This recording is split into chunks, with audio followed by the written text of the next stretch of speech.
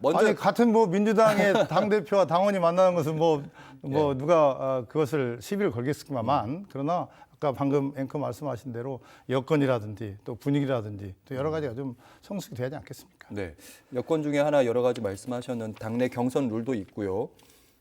개헌에 대한 얘기를 하셨는데 개헌에 대해서는 필요성을 모두 다 민주당 내에서도 모두 공감은 하지만 당장 개헌이라는 얘기를 하는 순간 왜냐하면 지금 윤 대통령도 개헌 얘기를 해가지고 지금 개헌 얘기가 지금 파일을 키우느냐 마느냐의 갈림길에 놓여 있는 것 같은데 개헌을 자꾸 부각시킬수록 윤 대통령의 전략에 말려드는 거 아니냐 이런 얘기들도 좀 있고요. 어떻게 보시는지. 이재명 대표가 공개적으로 하고 있는 개헌 논의가 결국은 그게 블랙홀이 될 거다. 그래서 이 탄핵에 집중하기 어려운 상황이 될지도 모른다는 그런 말씀이 뭐 예. 이런 공감하는 부분도 있습니다. 그러나 이제는 이제 윤석열 대통령의 최후 진술도 끝났고 이제는 현재 평의만 남은 상태입니다. 그렇다면 적어도 이재명 대표와 민주당이 개헌에 대해서 정치 개혁에 대해서 이제는 입장은 서서히 표명할 때가 됐다. 무조건 지금은 탄핵에 집중해야 된다 이렇게 하면 그러면 탄핵 헌재에서 탄핵이 인용된다 한다면 바로 대선으로 들어가지 않습니까? 6개월간? 아니 2개월, 60일간이죠. 그렇죠, 그렇죠. 그렇다면 그때 개헌론이라든지 정치개혁 논의 한다는 것은 더 진정성이라든지 더 실현 가능성이 없다고 생각합니다. 이제는 이재명 대표와 민주당도 이 개헌 논의와 정치개혁 논의에 대해서 적어도 원칙적인 입장이라도 얘기를 하면서 네. 국민들의 여망에 부응을 해야 한다. 나는 그렇게 생각하고 있습니다. 그렇다면 이제 개헌에 대해서 이재명 대표가 선을 긋게 되느냐? 왜냐하면 최근에 이재명 대표가 개헌에 대해서는 여지를 잘 트진 않고 다른 중도 실용적인 정책을 많이 부각시키고 있는 편이긴 합니다. 여기에 대해서 뭐라고 하셨냐면 이 대표의 개헌 반대는 정치적 계산이다 이런 얘기를 하셨는데 그 말씀은 지금도 유효하신지? 저는 제가 페이스북에 그런 말씀을 썼는데 적어도 이재명 대표가 그동안 오랫동안 지난 대선 때도 그랬고 오랫동안 이 개헌에 대해서 특히 4년 중임제를 포함한 개헌과 정치개혁에 대해서 누차 얘기를 했습니다.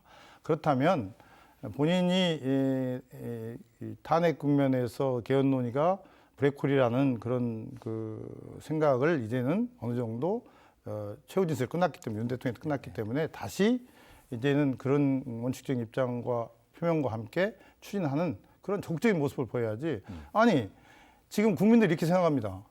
다음 대통령이 누가 될지는 모르지만 대통령 한 사람 바뀌었다고 뭐가 달릴 것이냐라는 얘기도 시중에 많이 있습니다. 그런 목소리가 있죠. 예. 그렇다면 개헌과 정치개혁과 권력 분산 이런 여러 가지 국민의 삶에 대한 경제 개헌 뭐 이런 것들 통해서 뭔가 좀 나라가 저렇게 가면은 국민의 삶 또 국민의 안전이 보장받을 수 있겠다 하는 국민들한테 믿음을 줘야죠. 그렇지 않고 자기의 권력 또 자기의 정치 이해관계 때문에 이 문제를 굉장히 주저하거나 또 회피한다면 그것은 국민들한테 큰 공감을 못 얻으리라고 생각합니다. 알겠습니다. 이재명 대표의 숙제이기도 하다 이런 말씀. 네. 그래야지 국민들의 이재명 대표에 대한 불안함이 사라질 것이다. 저 이렇게까지 해석이. 그 말씀에 좀 공감합니다. 알겠습니다. 민주당 그 다수의 지지자들, 권리당원들 얘기를 좀 해보자면 네. 흔히 말하면 이제 비명계라고 부르는 분들에 대해서 좋지 않은 표현들도 좀 많이 나가고 어떻게 보면 그런 뭐 수박이라는 단어들 공격으로 많이 느낀다고 혼소설을 많이 하시는데 한편으로는 이런 얘기들도 나옵니다. 그럼 비명계도 민주당의 당원들, 권리당원들의 마음을 잡기 위한 뭔가 메시지나 행보가 필요한 거 아니냐 이런 얘기들도 좀 있거든요.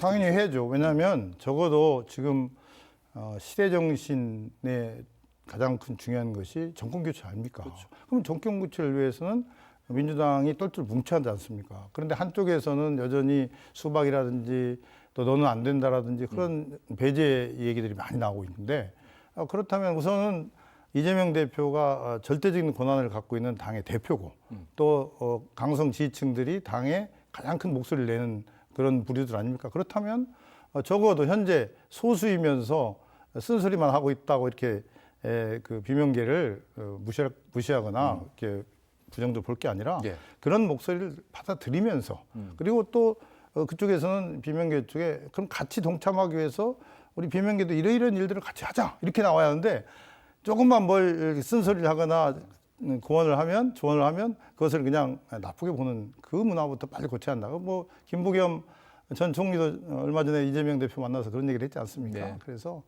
앞으로는 그 민주당에서 쓰는 용어, 그 용어가 강성 지지층을 중심으로 해서 극단적이면서도 남들을 배격하는. 수박이라는 표현을 쓰지 말자. 네, 그렇습니다. 그래서 거기서부터 출발되는 게 아닌가 생각합니다. 알겠습니다. 마지막 이제 저희가 계속 당 얘기를 해가지고요. 광명에 대한 얘기. 예. 광명에서 일부러 희망과 대한 포럼을 창립식을 가진 이유가 있을 것 같습니다. 이제 광명이 제가 2번 시장하고 국회의원하면서 옛날에 비해서 많이 상전폐가 됐습니다. 그래서 광명이 또 더군다나 광명시 3기 신도시 제정돼 있는데 이제 그런 것들이 잘 이루어지면서도 또 저희들이 광명시가 정치 개혁의 또 출발점이 되고 또 지방의 그 분권에 좋은 그런 선도적 역할을 했으면 좋겠다, 그런 말씀 꼭 드리고 싶습니다. 알겠습니다. 마지막으로 시청자 여러분께 한 말씀 부탁드리겠습니다. 카메라 보고 말씀해 주시죠. 지금 국민들의 불안과 걱정이 많습니다. 결국은 정치가 바로 서야 하는데 아직은 희망이 안 보입니다. 이제는 만약에 탄핵의 그런 결과가 나온다면, 그래서 조기 대선이 이루어진다면 정치 지도자의 목입니다. 정치 지도자들이 이 국민들의 간절한 바람을 새겨서 기득권을 내려놓고 정말 나라를 정상화하고 또 국민 경제를 제대로 회복시키는데 최선을 다해야 할 그런 시점이라고 생각하고, 또 국민들께서도 눈 부릅뜨고 그런 정치 지도자들, 이 나라를 위해서 일하는 일을 좀 잘 챙겨서 그 길로 가도록 채찍질 했으면 하는 바람입니다. 네, 희망과 감사합니다. 대한 포럼 이사장 양기대 전 민주당 국회의원과 함께했습니다.